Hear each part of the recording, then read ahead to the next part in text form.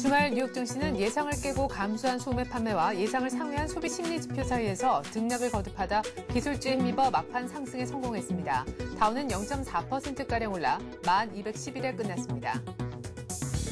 이 대통령이 오늘 오전 라디오 연설을 통해 세종시 관련법을 국회가 표결 처리해 주길 바란다고 말했습니다. 또 4대강 사업과 관련해선 더 많이 토론하고 더 많은 의견을 수렴하겠다고 밝혔습니다. 한국의 국가 신용 등급이 주요 G20개 국가 가운데 중위권이며 OECD 국가 가운데서는 중하위권으로 평가받고 있습니다. 이는 대북 리스크 등 코리아 디스카운트가 작용했기 때문으로 보입니다. 정부는 외국은행 국내 지점의 선물한 포지션 한도를 자기 자본 대비 250%, 국내 은행은 50%로 제한하기로 결정했습니다. 이에 따라 당장 오는 7월부터 한도를 넘는 신규 선물한 거래가 어려워집니다.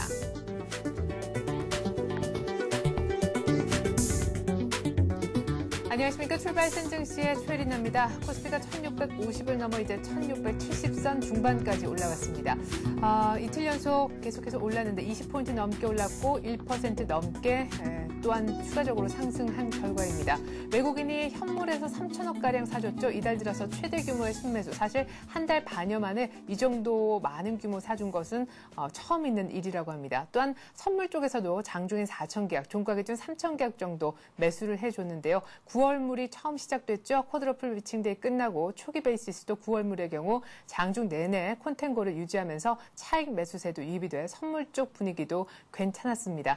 양시장 마감지수 그리고 외환시장 마감도 함께 좀 살펴보겠습니다. 네, 코스피는 1% 가까운 거의 1.5% 가까이 올라서요. 1675까지 올라왔습니다. 그러나 코스닥은 하루 만에 하락 반전을 하면서 아주 소폭이지만 하락으로 끝이 나고 말았는데요. 외국인과 기관의 양 매도에 개인의 지수 방어가 끝내 무위로 돌아갔기 때문입니다. 외환시장은 4월 만에 결국 하락 반전하면서 좀 환율이 떨어지긴 했는데요. 정부에서 선물한 규제를 주말 정도에 나올 것이다 이런 전망이 나오면서 결국 하락폭은 조금 제한이 됐습니다. 그리고 주말에 선물한 규제가 발표가 됐죠.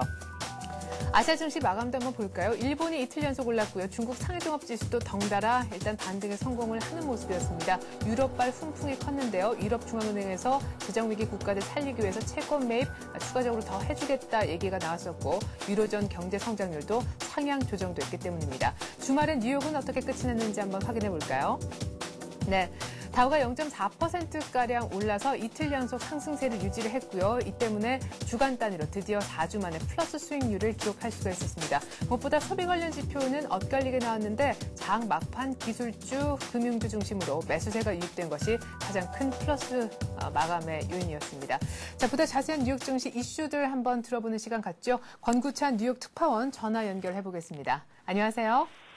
네, 뉴욕입니다. 네, 뉴욕이 이틀째 상승세를 이어갔다면서요? 네, 뉴욕 증시가 혼조 끝에 막판 뒷심을 발휘해 상승세로 주간 거래를 마쳤습니다. 경제 지표는 엇갈렸지만 장 막판에 매수세가 유입됨으로써 다음 주에도 랠리 지속에 대한 기대감을 갖게 했습니다. 11일 뉴욕 증시에서 다우존스 지수는 전날보다 38.54포인트 0.38% 상승한 1211.07의 거래를 마쳤습니다. S&P 500 지수는 0.44% 올랐고 나스닥 지수는 1.12%의 비교적 큰 폭의 상승폭을 기록했습니다. 이로써 지난주 다우 지수는 2.8% 올랐으며 S&P 500 지수와 나스닥 지수는 각각 2.5%와 1.1%의 주간 상승률을 기록했습니다. 이날 뉴욕 증시는 전날 급등에 따른 부담감 속에서 5월 소비 지표 악화를 반영하며 하락세로 출발했습니다. 그러나 장중 발표된 6월 소비자 신뢰지수가 크게 개선된 것으로 발표되자 주요 지수는 반등하기 시작했습니다. 특히 장 막판에 기술주를 중심으로 강한 매수세가 형성되면서 상승세로 주간 거래를 마쳤습니다. 이로써 뉴욕 증시는 4주 만에 상승세로 마감했습니다. 네, 결국 소비 지표가 엇갈렸다는 말씀이신 것 같은데 하락 출발시킬 수밖에 없었던 5월 소매 판매 그리고 반등의 실마리를 제공했던 6월 소비 심리 지표 함께 결과 전해주시죠. 네, 5월 소매 판매는 예상치를 크게 밑돈 대비해 6월 소비자 신뢰지수는 기대 이상이었습니다. 투자자들은 전월의 소매 판매보다는 현재의 소비 심리에 더 주목한 것 같습니다. 미국 상무부는 5월 소매 판매가 전월 대비 1.2% 큰 폭으로 감소했다고 발표했습니다. 이는 지난 2009년 9월 이후 가장 큰 감소폭일 뿐만 아니라 당초 0.2% 증가 예상치를 크게 밑돈 수치입니다. 앞서 지난 4월에는 0.6% 증가했습니다. 그러나 미시간대가 발표한 6월 소비자 신뢰지수는 75.5를 기록하면서 투자 심리에 불을 지폈습니다. 전월의 73.6보다 상승했으며 예상치 74.5를 약간 우쭐한 수치가 되겠습니다. 특히 현재의 경제 상황을 측정하는 지수는 82.9를 기록해 2008년 3월 이후 가장 높았고 6개월 뒤의 기대지수 역시 70.7로 2009년 9월 이후 최고치를 기록했습니다. 네, 지난 주말 소매 판매 지표가 예상 밖에 급감하는 모습이 보여졌음에도 불구하고 뉴욕 증시가 이틀 연속 상승했다. 상승으로 끝났다라는 것 자체보다도 이제 뉴욕이 한 9,800선, 900선 정도에서 바닥을 확인한 것이 아닌가. 이것이 더 고무적이다. 이런 평가가 나오고 있습니다. 어쨌거나 4주 만에 드디어 주간 단위로 플러스 수익률을 내고 있는 뉴욕 증시. 이번 주에는 어떤 일정들이 또 나오게 되는지요? 이번 주에는 주목할 만한 지표는 그다지 많지 않습니다. 따라서 글로벌 증시는 유럽의 재정 위기와 BP의 원유 유출 사고와 관련한 변수에 더 민감하게 반응할 것으로 보입니다. 이번 주에는 물가와 주택 착공 제조업 지표가 대기 중입니다. 물가 지표는 13일 수입 물가, 16일에는 생산자 물가, 17일에는 소비자 물가 지수가 각각 발표됩니다. 물가 상승 압력은 여전히 낮은 것으로 관측되고 있습니다. 제조업 지표는 15일 뉴욕 지역의 제조업 경기를 보여주는 엠파이어 스테이트 제조업 지수가 발표되고 16일에는 FRB가 발표하는 산업 생산이 공개됩니다. 또 5월 주택 착공 건수도 수요일인 16일 발표될 예정입니다. 주택 착공은 63만에서 65만 채로 4월에 비해 다소 줄어든 것으로 예상되고 있습니다. 네, 지표가 많이 나오는 것 같은 분위기이긴 한데 그 비중 자체는 크지 않을 것이다 이런 얘기셨습니다. 어쨌거나 미국의 5월 소매 판매가 예상을 깨고 급감했다라는 소식에 금값은 또 사상 최고치를, 유가는 4거래일 만에 처음으로 다시 하락했다면서요. 어떻게 끝났나요?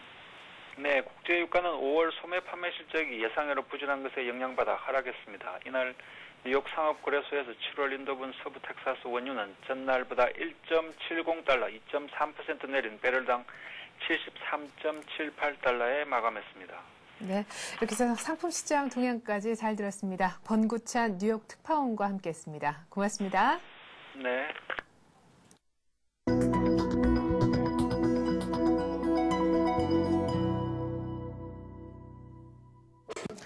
네, 주말 보내면서 뉴욕 증시는 기술주가 막판에 장을 끌어올리면서 어쨌거나 플러스로 끝났고 4주 만에 플러스로 지금 돌아선 상황입니다.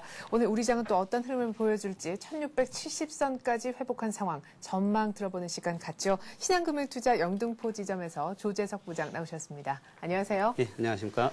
자, 이제 뭐 여러 가지 변수가 끝이 났습니다. 1670선도 회복, 1670 중반까지 와 있는 상황인데, 자, 이제 이번 주에 1700을 찍어볼 수 있는가, 아마 이것이 어떤 주간 전망에 있어서 키포인트가 아닐까 싶은데, 일단 긍정적으로 보십니까? 예, 지금 국내 증시가 지난주까지 이제 3주 반등을 해서요. 네. 지금 1600포인트 후반대까지 이렇게 올라왔습니다. 보면 지난주까지는 그 외국인들은 매도를 하는 가운데서 이 국내 기관들과 그다음에 국내 투자자들 중심으로 매수세가 형성이 됐는데요. 이 보면 국내 투자자들이 이제 일정 부분 저희 그 지수가 1600 초반과 1500 후반대에서는 매수를 해야 되겠다는 그런 악재에 대한 내성이 생기면서 네. 아무래도 국내 증시에 대해서 그 긍정적인 시각을 가지고 있고요. 또한 지난주에 이제 아까 그 해외 증시 파트에서 이렇게 말씀을 하셨지만은 네. 그 버냉키 의장이 이렇게 얘기를 한 그 미국 경제에 더블 딥 우려는 없으며 그다음 또 지난주에 또 그 유럽 재정 위기의 주범이었던 스페인, 예. 아일랜드, 그다음에 이탈리아 이런 쪽 국가들이 그 국채 발행에 이렇게 나란히 성공을 했습니다. 이러다 보니까 유럽의 재정 위기는 일단은 단기적으로는 진정 국면으로 접어들지 않을까 하는 그런 기대감이 주초에도 작용할 거기 때문에 네. 이번 주도 국내 증시는 완만하지만은 상승세는 좀 지속이 뒤로나 이렇게 보여지고 있습니다. 예. 자, 그러면은 1700을 돌파한다라는 쪽으로, 돌파할 수 있을 것이다라는 쪽으로 해외 변수들 감안을 했을 때는 그렇게 예상을 하시는 것 같은데, 그렇지만 지금 저희가 1532포인트에서부터 지금 1675포인트까지 꽤 많은 저점 대비 한 10% 이상이나 되는 그런 상승폭을 이미 보인 바가 있기 때문에 추가적인 상승, 글쎄 조금 부담스러운 이미 상승을 많이 한 상황 아닌가 이런 얘기도 있거든요. 예, 맞습니다. 지금 저희 증시를 살펴보면 제가 잠깐 차트를 보면서 이렇게 설명을 드리면요. 지금 저희 국내 증시 차트가 지금 나오고 있는데요. 저희 국내 증시가 지난번에 1750포인트대에서 유럽에 대한 리스크가 나오면서 1500 초반까지 1530포인트가 빠졌다가 지금 저희 국내 증시는 이렇게 개파락 지수대를 나왔던 1580포인트 근처까지 지금 이렇게 회복을 하고 있습니다. 근데 그 전에 또 개파락 지수대가 이제 1710포인트대거든요. 그래서 이제 1710포인트대까지 이제 일단은 회복이 이제 관건인데 저희 증시가 보면은 한 60% 정도 바닥에서 올라왔고요. 또 미국 차트를 한번 잠깐 제가 살펴보면요. 미국 차트는 바닥이 이제 9,800포인트가 바닥이었는데요. 지금 1,200입니다. 그래서 미국은 사실 5% 정도도 아직 못 올라온 상태인데 이제 막 반등 시작하는. 저희는 10% 가까이 올라왔기 때문에 사실 이제 또 특히 국내 투자자들에 의한 상승이 이루어졌기 때문에 매물이 좀 나올 수는 있습니다. 국내 투자자들은 아무래도 좀 단기 성과 위주로 매매를 하고요. 또 국내 투자자들의 자금 규모가 상대적으로 외국인들에 비해서 적기 때문에 아무래도 1680포인트대가 이제 60일 이평선이 자리를 하고 있고요. 또한 1700포인트라는 그런 마디 지수가 있기 때문에 아무래도 좀 물량은 좀 추려둘 수가 있습니다. 그래서 상승시 추격 매수보다는 하락 시에 낙폭 과대 종목을 위주로 좀 이렇게 매수를 하는 그런 전략이 좀 나올 것 같고요. 급등 종목은 또 매도를 해서 이익 실현을 하면서 비중 조절하는 것도 좀 필요할 것 같습니다. 네. 자, 이제 막 반등을 시작하는 미국, 그리고 차트를 보지 않았지만 유럽 쪽과 우리 사정은 이미 다르다. 우리는 이미 저점 대비해서 한 10% 가까이, 10% 이상 올라온 상황 속에서 1700이라는 마디 지수도 맞닥뜨리고 있고, 위에 이평선에 대한 부담도 있기 때문에 올라가봤자 추가적인 반등은 있겠지만 미국이나 유럽이 향후 올라갈 상승폭만큼의 어떤 위쪽 룸을 기대하기는 조금 어렵겠다라는 얘기셨습니다. 그래서 일부 차익 실현할 수 있는 종목들은 빨리빨리 하고, 이미 많이 올라온 개인들도 이제는 수익 실현을 지수가 오를 때마다 할 것이다, 이런 예상을 하셨는데요. 자, 그런데 이제 6월 이제 막 중순에 들어선단 말이죠. 6월 말이면 프리어닝 시즌에 돌입을 하지 않습니까? 그러면 결국 2분기 실적이 나올 테고, 그러면은 1700 이상도 한번 가볼 수 있지 않겠느냐. 1700 50포인트 이상 최고점을 찍었을 때도 사실 1분기 실적 때문에 그렇게 올라갔었던 거잖아요. 맞습니다. 지금 아까 국내 증시 차트 이렇게 보셔서 이렇게 한번 보셔서 아시겠지만, 이 보면 지난번부터 이제 작년 2009년도에는 11월 달에 이제 1720포인트로 고점이었고요. 그다음에 1월에는 또 1월 21일이 또 고점이었습니다. 그러면 아까 말씀하셨던 실적 발표 시즌이었고요. 올해는 또 4월 26일이 고점이었습니다. 그러면 그것도 역시 삼성전자와 같은 그런 실적 발표 시즌이었고, 그리고는 한 달씩 계속 조정을 받았습니다. 그래서 이번에도 지금 한 달간 조정을 받고 지금 6월에 오면서 지금 지수가 반등을 하고 있기 때문에 실적 발표가 기대되는 7월 한 중순까지는 좀 상승세는 좀 지속이 되지 않을까. 완만하지만 상승세는 지속되지 않을까 이렇게 보여지고 있고요. 근데 이제 최근에 매수 동향을 보면은 매수 동향 외국인이 아닙니다. 이제 국내 투자자들이다 보니까 외국인들은 자금 규모도 크고 장기적으로 보니까 주가가 올라도 계속적으로 추격 매수해서 과거에 IT나 자동차 같은 주도주를 집중적으로 매수를 했는데 국내 투자자들은 약간 단기 성과 위주로 이렇게 보기 때문에 지난주에도 보면 낙폭 과대 종목이 가장 상승률 1위였습니다. 지난주 금요일은 정말 철강, 저는 건설 많았죠. 맞습니다. 건설주를 비롯해서 또 지난주에는 거의 한 주가가 4분의 1토막까지 났던 평산 같은 종목들, 그런 현진 소재 같은 종목들이 좀 올라왔고, 또 조선주였던 현대중공업이나 현대미포 같은 거는 그 현대미포는 10만 원, 현대중공업은 뭐 20만 원 이렇게 네. 해서 올라왔고 해운주도 여전히 28,000원 또 한진해운 같은 가니까 28,000원에서 반등이 나오고 한 것처럼 보면 낙폭 과대 종목을 이 박스권에서 두고 지금 국내 투자자들은 좀 이렇게 매매를 하는 경향이 있습니다. 네. 그래서 지금 현재는 외국인들이 그 시장에 전면으로 나서기 전까지는 기존 주도주였던 IT 자동차만의 매수보다는 이런 그 낙폭 과대 종목이었던 종목들도 일정 부분 포트에 편입을 해서 이렇게 매매를 좀 병행하시는 게 좋을 것 같고요. 뭐 아까 말씀드렸듯이 IT나 자동차들도 기존에는 무작정 그 보유 홀딩 전략이었었는데 네. 지금은 보면 기아 자동차는 올라가는데 뭐 현대자동차는 못 올라가고 네네, 자동차 계속 급상승하는데. 부품주는 네. 자동차 부품주는 또 못 올라가고 또 뭐 IT에서도 최근에는 IT 약간 소형주들은 좀 이렇게 그 지난번에 1600 초반에 빠졌던 지수 가격대에서 좀 네. 오르질 못하는 현상이 발생을 하고 있기 때문에 기존의 주도주였던 종목들은 뭐 기아차나 삼성 SDI, LG화학 뭐 네. 이런 종목들을 기준으로 가지고 이렇게 좀 매매를 하시는 게 좋을 것 같고요. 네. 그다음에 아까 뭐 말씀드렸던 그런 기존의 업종 1등 대표주들은 아직까지는 낙폭 과대의 메리트가 있기 때문에 뭐 조금 더 이렇게 매매를 하셔도 될 것 같습니다. 네. 자, 그러면은 2분기 실적도 조금 좋아진다라는 것도 감안을 하고 2분기 실적은 좋을 건데 지금 이래저래 많이 눌려서 낙폭이 좀 심했었던 그런 종목을 잘 교집합을 찾아서 포트폴리오에 기존 주도주하고 함께 담아보면 참 좋지 않을까 싶은 생각이 듭니다. 지난주에는 오디텍, 그 전에도 계속해서 IT라든가 관련 부품주, 장비주 얘기를 좀 해주셨는데 오늘은 왠지 분위기가 낙폭과대 종목을 하나 들고 나오셨을 것 같은 느낌인데요. 예. 이제 계속 제가 이 시간에 이제 IT 종목 위주로 이렇게 설명을 드렸었는데요. 네. 이제 IT 종목이나 자동차가 많이 올라 있기 때문에 부담감을 느끼시는 분들을 위해서 오늘은 낙폭이 굉장히 커서 그 가격 메리트가 있는 종목을 한번 이렇게 골라봤습니다. 네. 뭐 다 아시는 종목인데요. 성광밴드라는 종목입니다.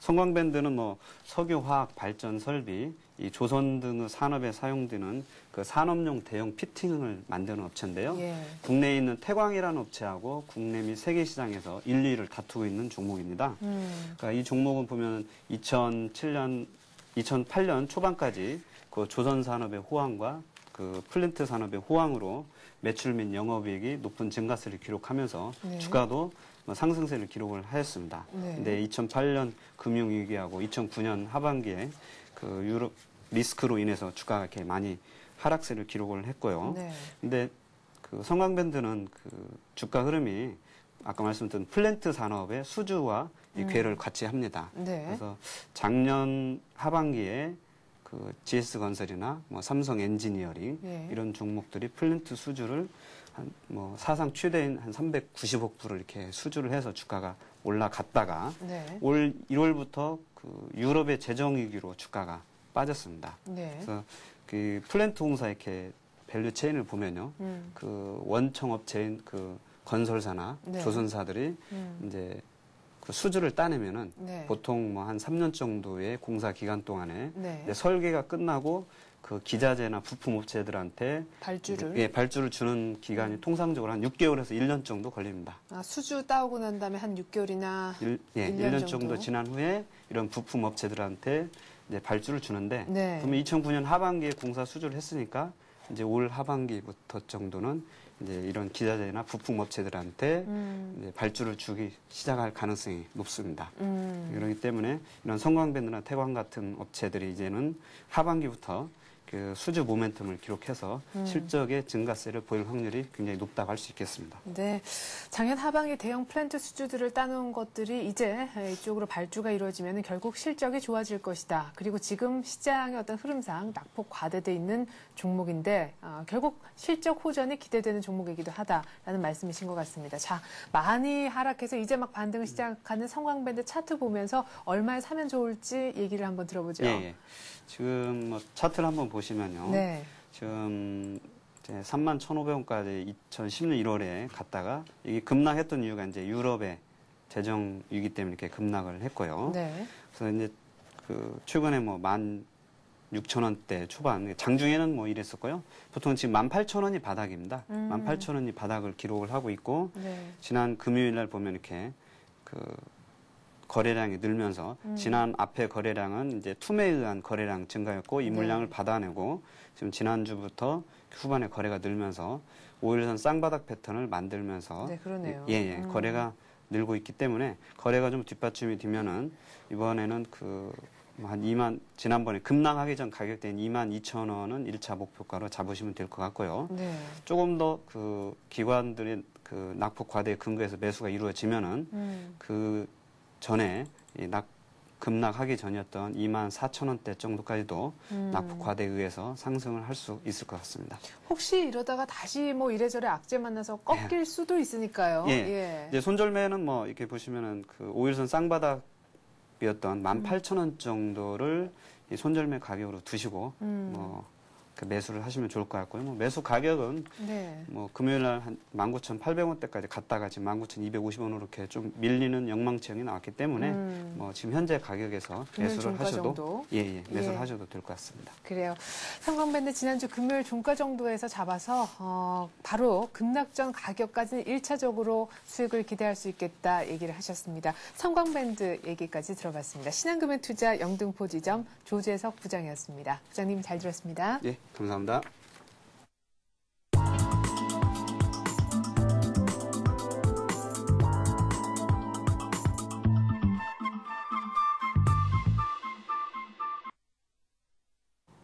네, 이번엔 뉴스를 바탕으로 테마주 찾아보는 시간 갖겠습니다. 뉴스로 보는 투자의 맥. 오늘은 신한금융투자 상암지점의 최승훈 과장과 함께하겠습니다. 안녕하세요. 예, 안녕하십니까. 네, 오늘은 어떤 뉴스로 얘기를 좀 풀어볼까요? 예, 일단 지난주 금요일날 같은 경우 아부다비 중동 쪽에 이제 세계 최대 태양광 발전소를 건설한다는 기사가 있었습니다. 올 3분기에 착공돼서 2년 동안 건설 기간을 거쳐서 이제 세계 원유 생산의 중심인 중동 지역에서도 세계 태양광 발전소가 건설이 되면서 향후에 폴리실리콘 가격에 대해서 반등 이야기도 있고 해서 태양광 쪽 관련해서는 좀 관심이 필요한 업종으로 좀 생각이 되고요. 관련 종목으로는 워낙에 많지만 일단 소재 업종 중심으로 OCI, SKC, 솔믹스, 대주전자재료, 동진세미캠 등을 좀 관심 종목으로 말씀드리겠습니다. 네. 그래서 지금 화면에 나가고 있는 4종목 정도 중에서도 한두 종목 정도만 얘기를 좀 자세히 들어볼 수 있을까요? 예, 일단 좀 소재 업종 위주로 좀 말씀을 드리겠습니다. OCI 같은 경우는 거래소의 폴리실리콘 대표 업종이지만 항상 관심을 가져도 괜찮으시지만 일단 소재 업종에서 대표적으로 대주전자재료를 좀 말씀을 드리는데요. 대주전자재료는 이미 반도체라든가 LED, AM, OLED, 발광체 등을 이미 삼성전자 쪽으로도 종합적으로 개발을 하면서 이제 전자재료 업체로 이제 대표적으로 좀 자리매김을 하고 있는데 이번에 또 태양광으로 이제 전기를 모아 전달을 하는 전극 페이스트라는 태양광 전극 페이스트라는 부품에 대해서 전량 수입을 하다가 이제 대전자재료에서 이제 개발 능력을 보유한 것으로 확인이 되면서 현재 시험 가동을 하고 있는데요. 이쪽 부분에 있어서 대전자재료에서도 신성장 동력으로 좀 삼고 있기 때문에 태양광 관련해서 좀 매출이 발생을 하기 시작한다고 하면 실적 부분에 있어서 상당히 좀 괜찮을 것으로 예상이 되고 매수도 포함권 정도 13,100원 정도에서는 충분히 매수하셔도 괜찮으실 것 같고요. 올해 실적도 기대가 되는 부분이 있기 때문에 목표 주가는 16,000원 정도 생각을 하고 있습니다. 네, 이거 단기적으로 보시는 건가요? 물론 단기적으로도 움직일 가능성이 있지만 대전자재료 같은 경우는 하반기 내내 좀 관심을 가질 만한 대표적인 국내 소재 업체로 좀 생각이 됩니다. 그래요. 손절가는 혹시 잡아주신다면 어느 정도? 예, 손절가는 지금 오늘 13,100원인데 좀 낮게 잡았습니다. 일단 60일 이평선이 위치하고 있는 한 11,500원 정도 가격까지는 좀 보유를 하셔도 하락시마다 그리고 좀 추가적으로 하락을 하더라도 하락시마다 매수를 하셔도 괜찮을 것 같습니다. 네, 그래요. 아부다비의 세계 최대 태양광 발전소 건설되는 그 내내 조금 긴 호흡으로 가져가도 괜찮겠다. 대주전자 재료 얘기를 들어봤고요. 또 하나 소재 쪽이니까 SKC 솔믹스 얘기를 좀 들어볼까요? 예, 일단 SKC 솔믹스 같은 경우는 기존의 사파이어 소재, 사파이어 반과 LED 쪽 웨이퍼 관련해서는 국내 사파이어 웨이퍼 1위 업체로서 또한 SKC 그룹 내에 소재 업체로 좀 자리매김을 하고 있는데 올해 2월 같은 경우는 또 최근 공급 부족이 좀 심화되고 있는 태양광 웨이퍼 쪽 사업에 진출을 선언을 했습니다. 그래서 기존의 사업과 좀 시너지 효과를 내면서 또 SK 그룹 내에서 좀 가장 대표적으로 이제 소재를 담당하는 업체로 성장이 좀 가능하다고 생각이 되고 네. SKC 솔믹스 역시 이번 웨이퍼 사업을 계기로 대표적으로 좀 공급 부족이 나고 있는 사업군에 대해서 좀 실적 부분에서 좀 기대할 만할 거로 예상을 하고 있고요. 네. 뭐 주가 같은 경우도 10,000원대까지 급격하게 좀 상승을 했다가 지금 8,000원까지 조정을 받은 상황이라 현재 보합권 가격부터는 8,300원대까지 일단 매수 구간으로 잡으시고 네. 좀 매수에 나서셔도 될 것 같고요. 이번에 또 한번 좀 주가가 부각이 된다고 하면 한 11,000원대까지 상승을 좀 기대하셔도 될 거로 예상을 하고 있습니다. 네, 자, 이렇게 해서 태양광 소재 관련해서 대주전자재료 SKC 솔믹스 들어봤습니다. 아무리 시간이 없더라도 이거는 꼭 좀 여쭤봤으면 싶은데 지난주에 나르호 발사 이제 3일을 앞두고 AP 시스템하고 그렇죠 한양 ENG 얘기를 하셨는데 이거 좀 후속적인 AS가 있어야 되겠는데요. 예, 일단 발사가 좀 실패를 하면서 좀 주가가 뭐 기존에 올랐던 부분까지 모두 다 하락을 해서 지금 같은 경우는 단기적으로 지금 시장에서 나로호 관련해서는 신뢰성 자체가 좀 없어진 것으로 예상을 하고 있습니다. 그래서 네. 이번 업종군에 대해서는 좀 대부분 좀 관심권에서 좀 멀리 하시는 게 좋으실 것 같고요. 네. 다만 AP 시스템 같은 경우는 반도체 쪽 이번에 삼성전자와 뭐 기타 업체들 투자에 대표적으로 좀 수혜를 받는 이송업체 쪽에서 이제 실적 부분도 기대가 될 만한데 이번에 그 부분까지 메리트가 모두 사라졌습니다. 그래서 그런 부분에 있어서는 다만 AP 시스템 정도만 기타 사업군에서의 실적 부분에 좀 기대감을 갖고 추가 하락 시에는 좀 매수를 하실 필요가 있는데 나머지 뭐 한양 관련 그룹주나 뭐 비츠로시스나 비츠로테크 같은 경우는 좀 단기적으로 관심권에서 좀 멀리 하시는 게 좋을 것 같고 향후에 재발사가 이루어진다고 해도 막 말씀드린 대로 신뢰성 문제가 좀 부각이 될 수 있기 때문에 오히려 발사 성공한 이후에 나로호 관련주 같은 경우는 관심을 가지시는 게 좋을 것 같습니다. 네, 그래요. 나로 관련 테마주 중에서 그나마 좀 볼 수 있는 종목은 AP 시스템 정도이다라는 얘기 잘 들었습니다. 신한금융투자 상암지점 최승원 과장과 함께했습니다. 고맙습니다. 감사합니다.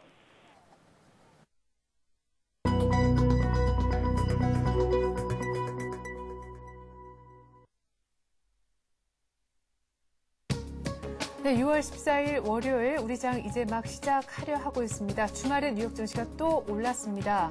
소비 관련 지표가 엇갈리긴 했었지만 장 막판 매수세가 유입됐고 시장은 괜찮은 지표 쪽으로 좀 포커스를 맞추는 분위기였는데요. 5월 소매 판매가 예상 밖에 급감했지만 6월 소비 심리 지표는 괜찮게 나왔기 때문입니다. 오늘 우리 장 또 뉴욕 따라 1680 정도 종가 기준 노려볼 수 있는 날이 될는지요. 오늘 시초가 분석해드리겠습니다. 화면 함께 보시죠. 자, 현재 삼성전자가요, 79만 6천 원 정도에서 소폭 떨어지면서 출발을 하고 있네요. 현재 코스피가 1679포인트에서 시작하고 있습니다. 지난주 종가 대비해서 한 4포인트가량 상승한 결과이고요. 코스닥도 2포인트가량 더 올라서 494포인트에서 출발하네요.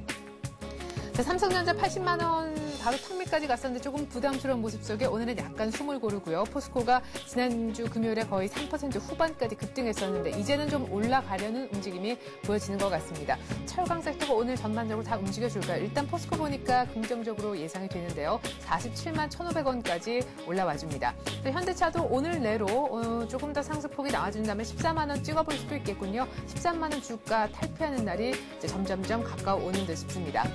한국전력도 터키에서 원전 수주 기대감 또 하반기 공공요금 인상 가능성 등등 때문에 거의 2% 급등했었는데 오늘도 추가적으로 더 1% 가까운 상승으로 시작을 하고 있습니다. 신한지주, KB금융 오늘 모두 다 0.5% 이상씩 오르고 있고 삼성생명 정도만이 보합권에서 머무르고 있네요. 이제 뭐 기관들의 물량도 어느 정도 다 나왔다고 하는데 딱히 사줄 생각은 없다라는 부정적인 뉴스 때문인 듯도 싶습니다. LG화학, LG디스플레이 그리고 LG전자들 그래도 오늘 조금 움직여주는데요. LG전자가 문제입니다. 그렇죠? 예, 오늘도 지난주 금요일장에서도 2% 급락하면서 홀로 거의 뭐 크게 소외가 되는 모습이었는데 오늘 장에서도 홀로 지금 보합권 내지 약보합권으로 9만 5천 원도 하회를 하고 있는 안타까운 모습 보여주고 있습니다. LG전자는 구타 한번 했으면 좋겠다는 생각이 듭니다. LG디스플레이는 1% 이상, 하이닉스도 오늘 아침에는 반등을 줍니다. 현대중공업도 조선주 뭐 많이 올라고 거의 7% 급등했었는데 오늘 찰실현 매물이 거의 안 나오면서 이제 매물 소화는 어느 정도 된 것도 같습니다. 기아차, KT 오늘은 플러스고 기아차가 1.2% 상승, 상승률 괜찮습니다. 우리금융도 오늘 강보합에 출발하면서 오늘 금융주들 분위기 다 나쁘지 않고요. 지주회사 LG가 지난주 금요일날 거의 3% 이상 급등했기 때문에 일단 1% 정도 한번 쉬어주고 다시 갈 움직임인 것 같습니다. SK에너지도 11만 원 오늘 아침에 찍어주는군요. 10만 원 더 하회했던 SK에너지가 10만 원대 뚫고 오늘 아침 11만 원을 보여주는 의미 있는 날이 되겠습니다. 롯데쇼핑도 오늘 아침에는 지금까지도 연일 올랐기 때문에 약간의 부담스러워하는 모습. 신세계는 그러나 닷새 연속 오르고 있습니다. NHN도 매수세 받고 있고 삼성화재 또 금리 인상한다 그래서 보험주들 긍정적인 전망 나오죠. 오늘 아침에 강보합 출발하고 있고 외환은행은 그러나 약간 약하게 출발하고 있습니다.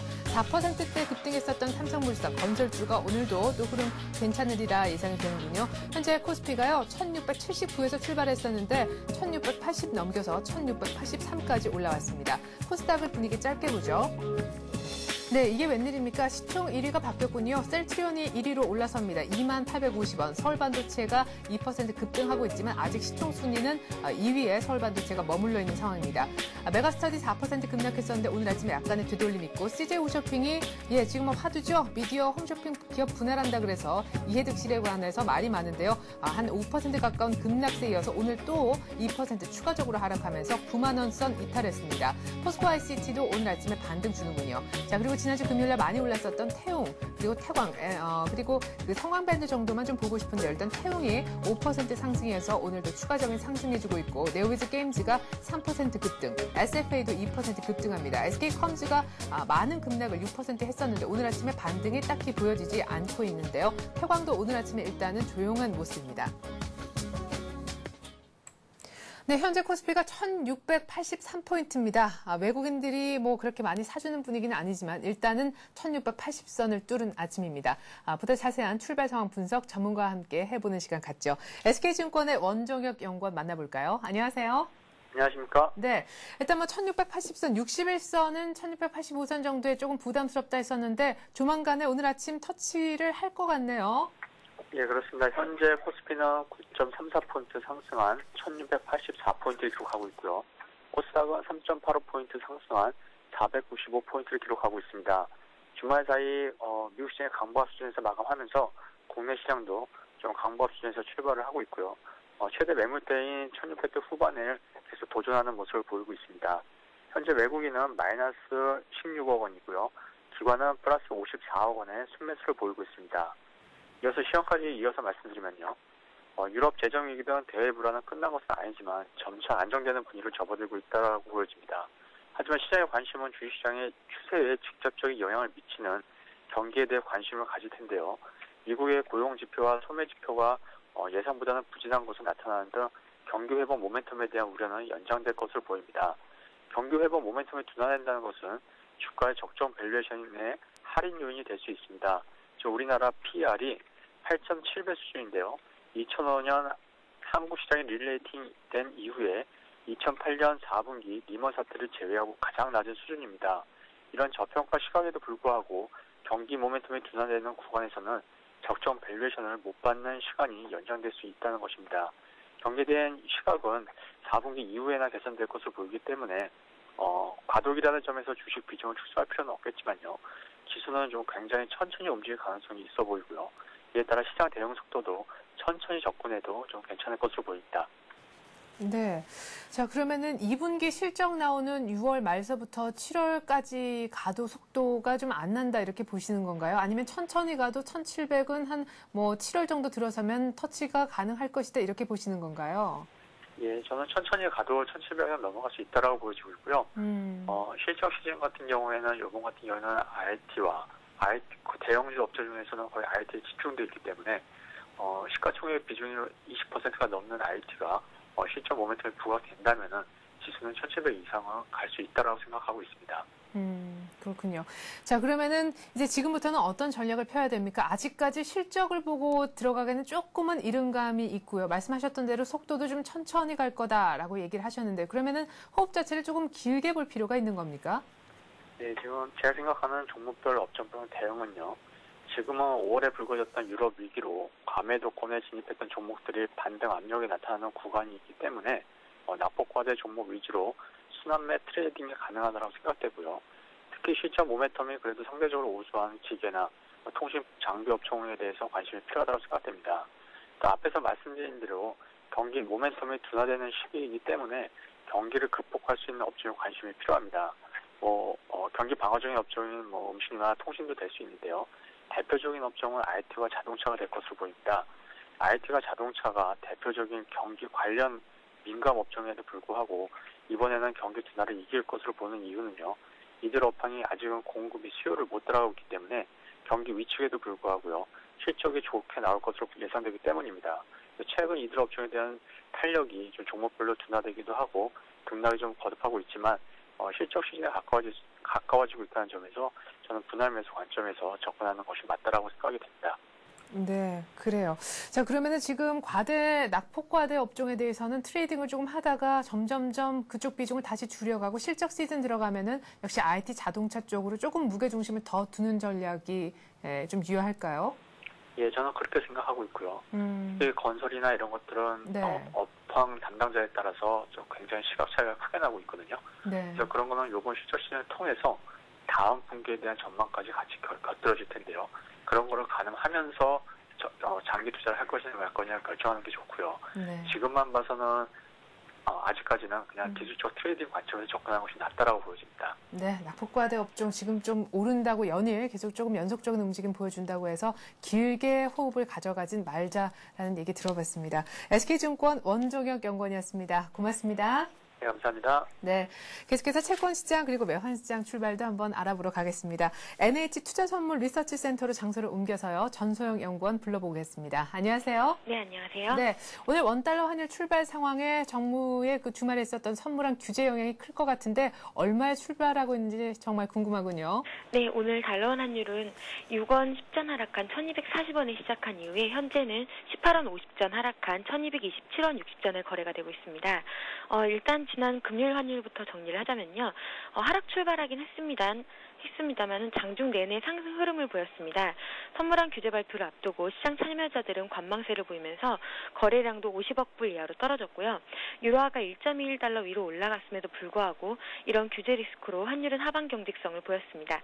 그래서 지난 금요일 환율은 전일 대비 4원 90전 하락한 1246원 10전에 마감했습니다. 네. 자, 이제 선물한 규제 영향력이 좀 슬슬 보여지는 건 같습니다. 일단 이미 선물한 규제 얘기가 계속해서 외환시장의 예고편으로 흘러져 나왔었고, 또 유로화도 어느 정도 반응을 하고 있어서 정부의 규제가 그렇게 외환시장에 큰 영향은 안 줄 것이다. 이런 전망이 나오는데 역시나 선물한 규제 영향이 제한적이다. 이렇게 전망을 하십니까? 네, 일단 선물한 규제에 대해서 좀 정리를 해보자면요. 국내 은행은 자기 자본의 50% 그리고 외은 국내 지점은 자기 자본의 250% 한도라는 이제 시장에 알려졌던 내용대로 발표가 되었는데요.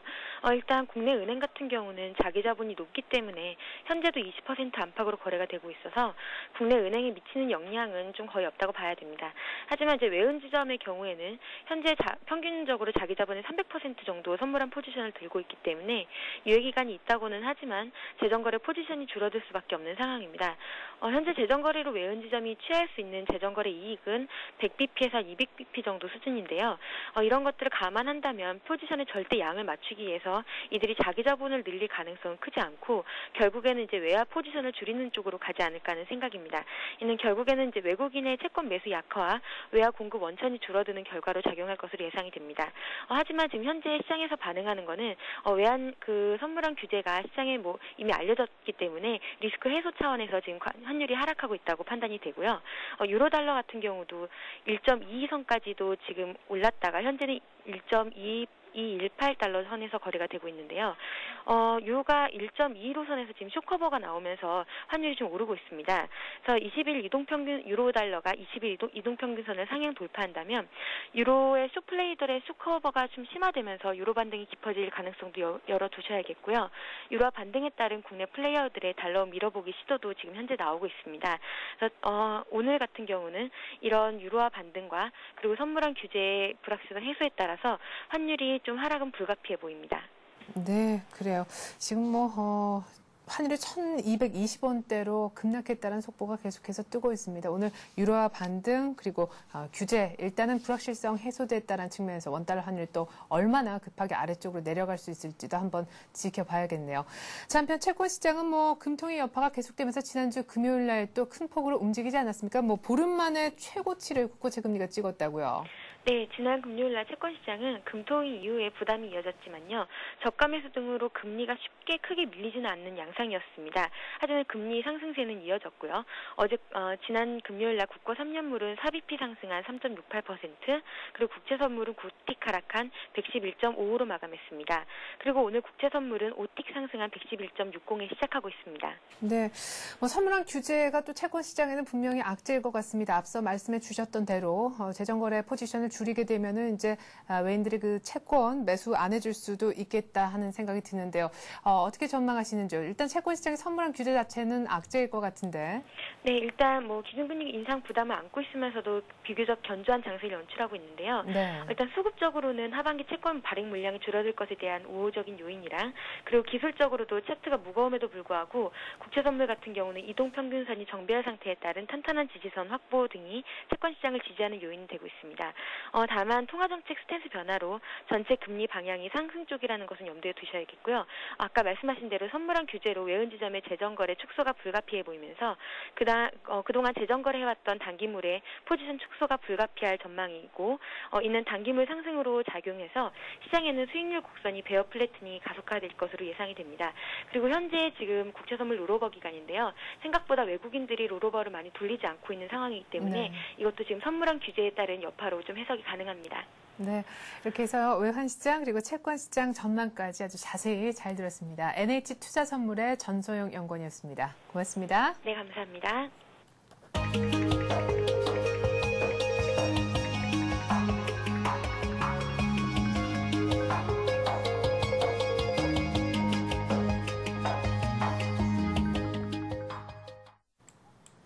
네, 규제의 불확실성 해소 때문에 환율은 1220원대로 급락했고 코스피는 1689포인트로 1690선까지 바짝 다가선 상황입니다. 외국인들도 현물을 아주 초반과는 분위기가 다르게 다시금 또 매수에 들어와주고 있네요. 오늘 분위기 그 어느 때보다 좋은데 글쎄요. 저희 방송을 언제까지 할지 모르겠지만 이런 분위기라면 아침에도 1700을 일단은 찍어볼 수도 있지 않겠나 생각을 해봅니다. 오늘 한번 투자 전략 세워보죠. KTB 투자증권의 박석현 책임연구원과 함께 말입니다. 안녕하세요. 예, 안녕하십니까. 네, 오늘 아침 분위기가 그 어느 때보다 긍정적인데요. 네, 일단 주말에 미국 증시가 강세를 보였기 때문에 투자 심리가 호전이 되고 있는 것 같고요. 네. 주말에 미국 증시는 소매 판매가 좀 부진한 결과로 좀 나타났지만 소비 심리가 좀 좋게 나와서 미국 증시 강세를 좀 이끈 것 같고요. 5월달 소매 판매 지표 자체도 건설자재나 유류제품, 자동차 판매를 제외했을 때는 0.1% 정도 전월 대비 증가한 것으로 나타나고 있기 때문에 미국 소비 경기 회복 사이클 자체가 틀어지고 있는 건 아니다라고 볼 수 있을 것 같습니다.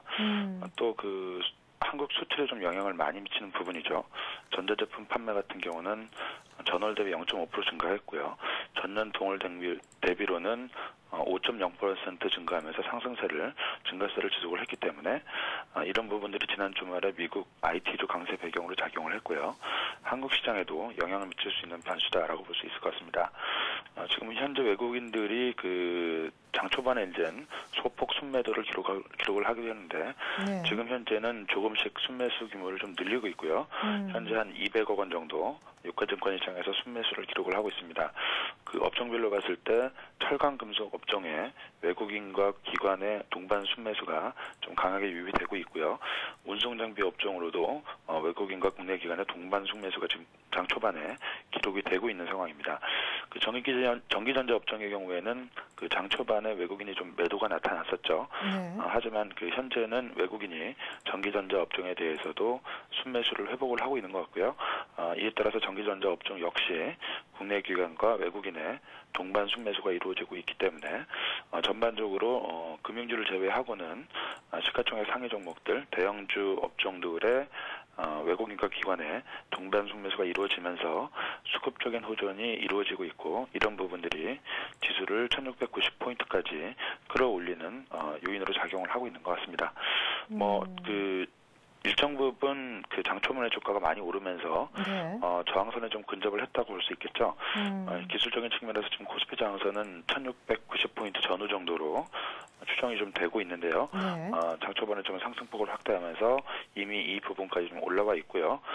또한 그 1,700포인트에 대한 어떤 심리적인 저항 부분도 있기 때문에 지금부터는 뭐 주가 상승 탄력이 다소 둔화될 가능성은 좀 있다라고 볼 수 있을 것 같습니다. 하지만 그 펀더멘털 측면을 보게 된다면 예상보다 긍정적 흐름이 상당히 강하기 때문에 이런 흐름들은 향후에 지수 흐름 자체가 추세적으로는 견조한 흐름을 지속을 하고 있다라는 부분을 좀 시사를 하고 있는 게 아닌가 볼 수 있을 것 같습니다. 네.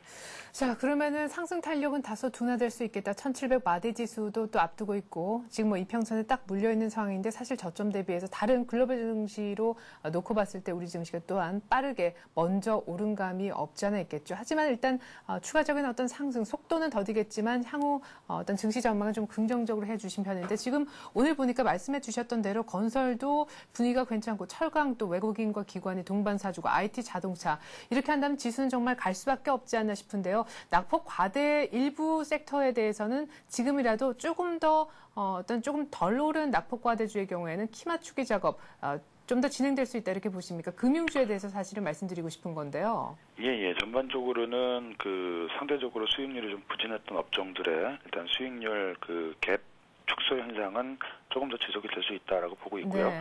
지금 주가 흐름 자체가 박스권을 돌파해서 위쪽으로 랠리를 보일 상황은 아직은 아니라고 생각을 하고 있고요.